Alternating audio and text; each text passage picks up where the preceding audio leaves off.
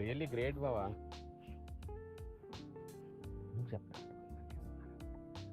అందుకే అయినా సరే అడవులను నరికేస్తున్నారు. అడవులను నరికేయడం వలన ఏమవుతుందంటే ఈ జీవావరణం అంతా నాశనం అయిపోతుంది. అడవులను నరికేసి అపార్ట్మెంట్లు, రోడ్లు, కాంక్రీట్ అన్నీ వేసేయడం వలన ఏమవుతున్నాయంటే లక్షల రకాల జీవరాశులు, కొన్ని వేల రకాల మొక్కలు, చెట్లు ఇవన్నీ నాశనం అయిపోతున్నాయి. ఇలా నాశనం అయిపోవడం వల్ల ఏమవుతుందంటే 1730లో దీనికోసం అమృతాదేవి అన్న ఆవిడ ఒక ఉద్యమం చేసిందనమాట. అదేంటంటే జోధ్పూర్ మహారాజు పెద్ద ప్యాలెస్ కట్టుకోవడానికి, తన ప్యాలెస్లోని వస్తువులు తయారు చేసుకోవడానికి కర్ర కావాల్సి వచ్చి ఆ కర్ర కోసం అని చెప్పి ఆ జోధ్పూర్ మహారాజు తన కోట నిర్మించుకోవడం కోసం, కలప కోసం ఏం చేశాడంటే తన రాజపరివారాన్ని అంతా పంపించి అడవిలో ఉన్న చెట్లన్నీ నరుకురమ్మన్నాడు అనమాట. అప్పుడు ఆ అడవిలో ఉండే బిష్నోయి తెగవారు ఏం చేశారంటే మా అడవిని నాశనం చేయకండి అని తిరుగుబాటు చేశారనమాట. అలా తిరుగుబాటు చేయడం వల్ల అడవులు ఎవరైనా అడవులు ఏదైనా ఉద్యమం చేస్తే దానికి మూలం ఏంటంటే 1730 ఉద్యమమే అంటారనమాట. దాని ద్వారా ఇప్పుడు కొంతమందికి అవగాహన వచ్చి అడవులను కూడా పరిరక్షించడానికి కొంతవరకు వాళ్ళు పాటుపడుతున్నారు అనమాట.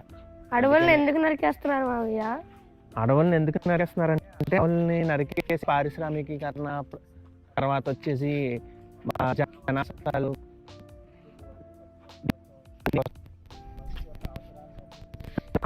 తీర్చుకోవడం కోసం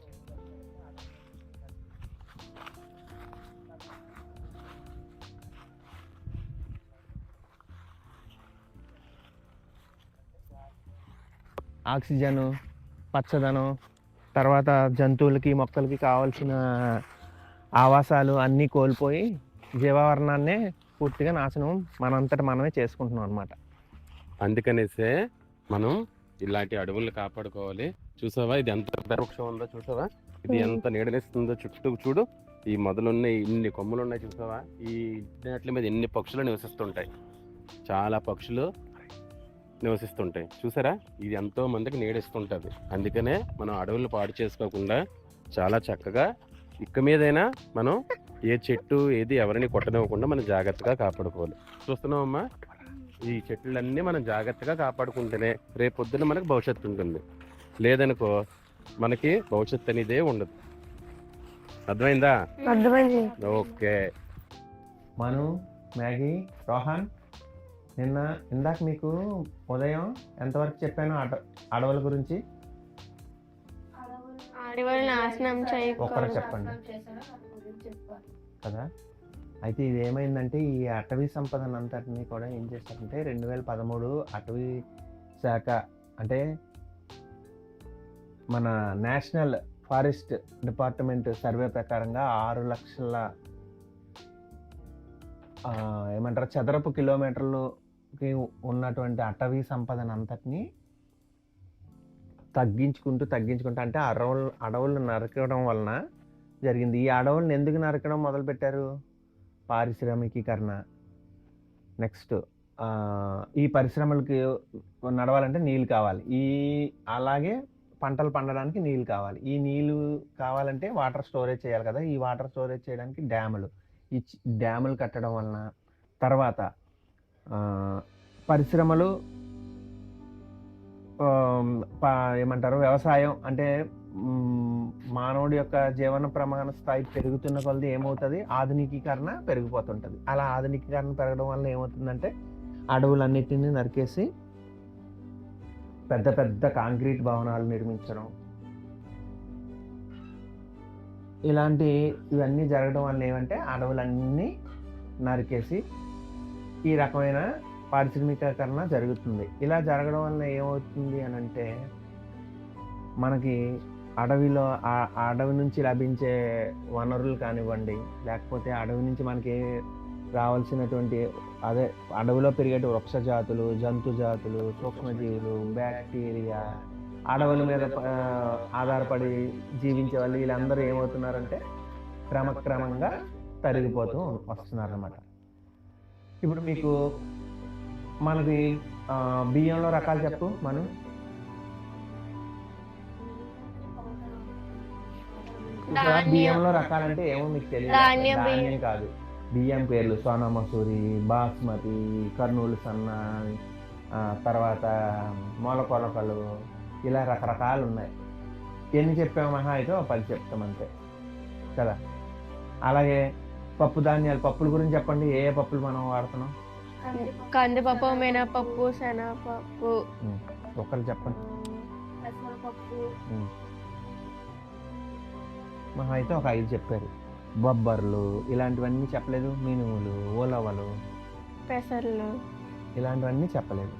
అలాగే మనం తినే కూరగాయలు బెండకాయ, వంకాయ, దొండకాయ, ములక్కాడ, ఆనపకాయ, బీరకాయ, ఇవి కొంతవరకు నయం, 10-15 వరకు వచ్చాయి. ఇంకా ఎన్నో ఉన్నాయి. క్యారెట్, అలాగే ఆకుకూరలు చెప్పండి.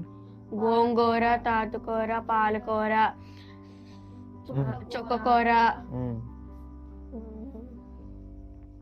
చూసారా, అవి ఒక 10 రకాల 15 రకాలు, అంతకన్నా చెప్పలేకపోయాం. సో ఇవే కాకుండా మన పూర్వకాలంలో అంటే ప్రాచీన యుగంలో బియ్యమే 8,000 రకాలకు పైన ఉండేవంట. ప్రస్తుతం ఇప్పుడు కూడా మన దేశంలో మనకు తెలియ బియ్యంలో 3-4 రకాలు చెప్పారు. నేను దానికి ఒక 2 రకాలు యాడ్ చేసి చెప్పాను. కానీ పూర్వం ప్రాచీన కాలంలో 8,000 రకాల బియ్యంలో రకాలు ఉండేవి. అప్పుడు కాదు, ఇప్పుడు ప్రస్తుతం ప్రెసెంట్ కూడా మనకి 2,500 రకాల బియ్యం ఉన్నాయి. కానీ మనకు తెలిసినవి ఎన్ని, మనం తింటున్నవి ఎన్ని రకాలు. ఇప్పుడు మనం పళ్ళు చెప్పండి, ఎన్ని పళ్ళు ఉన్నాయి అంటే పళ్ళలో రకాలు చెప్పండి. అరటి పండు, యాపిల్, సపోటా,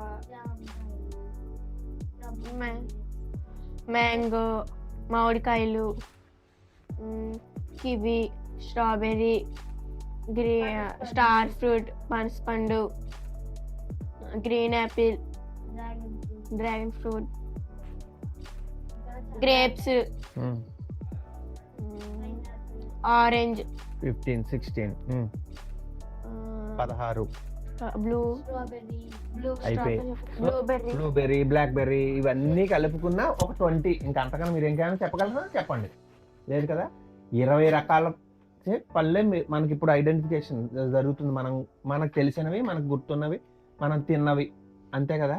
కానీ 80,000 రకాల ఫ్రూట్స్ అంటే ఫలజాతులు ఉన్నాయి. 80,000 ఫ్రూట్స్ మరి ఉండేవి. కానీ క్రమక్రమంగా మనకి తెలియకుండా అడవుల్లో ఉండేవి. అడవుల్లో కొన్ని ఉండేవి. ఫర్ ఎగ్జాంపుల్ మీకు చెప్తాను. చిన్న పళ్ళు, దాన్ని ఏమంటారు, పళ్ళు అని కొన్ని ఏరియాలు అంటారు, రేగికాయలని కొన్ని ఏరియాలు అంటారు. అలాగే కొన్ని రకాల పాదులకి పళ్ళు వస్తుంటాయి, ఎర్రగా ఉంటాయి. అది ఇలా తీసుకుని తింటే అందులో ఎర్రగా గింజ ఉంటుంది, ఆ గుజ్జును తింటారు, ఊసేస్తాం. ఇలా కొన్ని రకాల అన్నిటి అడవుల్లో ఉండేవన్నీ ఏమయ్యాయి అంటే అడవులు నరికేయడం వల్ల నాశనం అయ్యి మొత్తం కొన్ని పళ్ళు అసలు తెలియకుండా పోయి ఇప్పుడు మనకు చెప్పిన మీరేవో చెప్పారు కదా, ఒక 20 రకాలు మేబీ మహా అయితే, అంటే లేదు ఫారిన్ కంట్రీలో మరొక చూసుకుంటే మరొక 20 రకాలు. కానీ 80,000 రకాలు ఎక్కడ, ఆఫ్టర్ ఆల్ ఒక 20-25 రకాలు ఎక్కడ. సో అలా అయిపోయింది మన యొక్క ఆధునిక జీవన వ్యవస్థ అంతా. అడవుల మీద ఆధారపడి జీవించడానికి బదులుగా మనం ఇప్పుడు ఎలా జరుగుతుందంటే పారిశ్రామికీకరణ పేరు మీద కాంక్రీట్ జంగిల్స్ మీద అడవుల్ని నాశనం చేయడం వలన మన జీవ వైవిధ్యాన్ని మనం కోల్పోతూ, ఇందులో ఆ తర్వాత ఇంకొకటి ఏంటంటే ఇలా అడవులు నరకడం వలన వర్షాలు ఎక్కువగా పడితే భూమిలో సారం, భూమిలో ఉండే మట్టి అంతా కొట్టుకొని వెళ్ళిపోతుంది. కానీ అడవులు ఉండడం వలన ఏమవుతుంది అంటే చెట్లు ఇలా ఇలాగ ఎప్పుడైనా వర్షాలు, వరదలు ఇలాంటివి వచ్చేటప్పుడు అడవిలో ఉండే మట్టి కొట్టుకుపోకుండా ఈ చెట్లు అనేవి ఒక ప్రొటెక్షన్గా ఉంటూ మట్టిని కాపాడుతూ వచ్చేవి. కానీ ఇప్పుడు ఆ అడవులు నరికేయడం వల్ల ఏమవుతుంది, ఆ మట్టి అంతా ఈ వర్షంతో కొట్టుకొని పోతుంది. ఇంకా మట్టి ఉండట్లేదు, మట్టిలో సారం ఉండట్లేదు, అందులో విత్తనాలు నిలబడట్లేదు. విత్తనాలు నిలబడకపోతే మొక్కలు రావు, మొక్కలు రాకపోతే జంతువులు ఉండవు, జంతువులు లేకపోతే బ్యాక్టీరియా ఉండదు, బ్యాక్టీరియా లేకపోతే మొక్కలు ఉండవు, మొక్కలు లేకపోతే మళ్ళీ కిరణజన్య సామగ్రి ద్వారా అవి ఆహారాన్ని తయారు చేసుకుని కొంత బ్యాక్టీరియాకి ఇచ్చి, అంటే సారవంతమైన నేల మీద తయారు చేసే బ్యాక్టీరియాకి అందించి అవి కొంత తీసుకొని మనకు అందరికీ కావాల్సిన ఆక్సిజన్ ఇలాంటి ప్రాణవాయువులను అందించడానికి ఎక్కడ ఉన్నాయి, లేవు కదా. ఇవన్నీ నాశనం అయిపోవడం వల్ల మన మానవాళికి ఏమవుతుందంటే రాబోయే తరాల్లో ప్రస్తుతం ఉన్న 2013 భారతదేశం అటవీ శాఖ మనకి ఇచ్చిన దీని ప్రకారంగా 6 లక్షలకు పైచిలుకు చదరపు కిలోమీటర్లలో ఉన్నటువంటి ఈ అటవీ ప్రాంతాలైనా మనం కాపాడుకోకపోతే రాబోయే తరాలలో మన జీవనం అగమ్య గోచరం అయిపోయి జీవనానికి మానవాళికే కాదు, జంతువులకు, పక్షులకి, ఇతర జంతువులన్నిటికీ కూడా ఉనికి కోల్పోయే అవకాశం ఉంది. కాబట్టి మనందరం ఏం చేయాలంటే మనకు చేతనైన ద్వారా మన ఇంటి పరిసరాల్లోనైనా 1-2 మొక్కలు, అది ఎలా అంటే మీ పుట్టినరోజులకో, లేకపోతే మీ అమ్మ పుట్టినరోజులకో, మీ తల్లిదండ్రుల పుట్టినరోజులకో ఏదో ఒక మంచి ఒక రోజు పెట్టుకొని మీకు చేతనైనంత వరకు కొన్ని మొక్కలు నాటడం వలన కొంతవరకు మనం మన యొక్క ఆరోగ్యాన్ని అవనివ్వండి, పరిసరాలను అవనివ్వండి, ఏ రకంగా చూసుకున్నా కొంతవరకు మనం కాపాడుకోగలుగుతాం. సో అందువల్ల ఏంటంటే అడవుల్ని మనం నాశనం కాకుండా చూసుకోవాలి. నిన్ను తెలిసిన ఓడు దాదాసుల్లో ఛాయ్ ఎత్తుకున్నాడు, ఛాయ్ గాడు ఇల్లు కట్టినోడు, సొమ్ములు కొన్నాడు, నాడు గర్భటే పూజ చేసి సాల చెయ్యాడు, బొట్టు పెట్టి కోరి సాల చెయ్యాడు. అయ్యప్ప స్వామి పూజకి వాడానా, తల్లిదండ్రి కాడికి గనివమ్మ, నా బొందల్లగా ఇంటి కొని వస్తేని గంగాదేవి గాని వచ్చితాడమ్మా, గంగాదేవిని గాని కొలుచుకోనమ్మా, తప్పులన్నీ గాని జీవించుకున్నాం. తప్పులన్నీ జీవించుకున్నారు. ఆ పింటల కాడికి వెళ్ళి నీళ్ళు అడుగు కొత్తారు వీళ్ళు. ఆ నీళ్ళు అడుకొచ్చి ఇస్తే ఈ పింటలు పోసుకుంటుంది అనమాట.